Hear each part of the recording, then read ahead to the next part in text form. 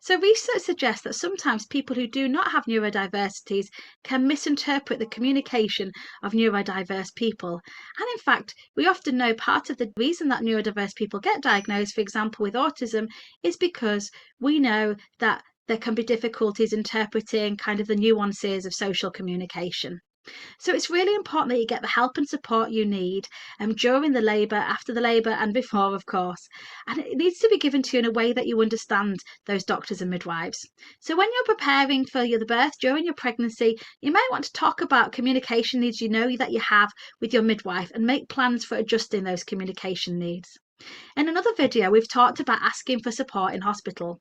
In this talk, I'm going to give you some questions that might help if you're feeling overwhelmed or if you're having any difficulties understanding what a healthcare professional is saying to you. Here are some example questions that I've thought about. Due to being autistic, I need more time to process what you've said. Please can I have X many minutes? Please can you write down a summary of the information you've just given me so I can read and think about it?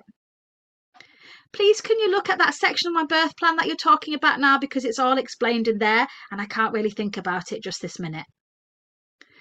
Please can we ring my communication partner to help interpret what you're saying, because I don't really understand. Please can you repeat that in a more straightforward way, as I'm confused as to what you mean.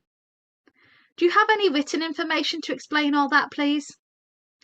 On your adjustments, you may have made comments already that you might need things repeating to you, that you might need it said in the most straightforward way, and that you might need written information, not all being given to you in a verbal way.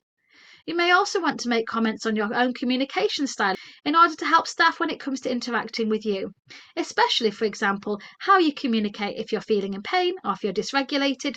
Might that seem a little bit more abrupt than a neurotypical person might be expecting? And just explain that it isn't meant in the way that they might be thinking it is, and that is just your straightforward communication style.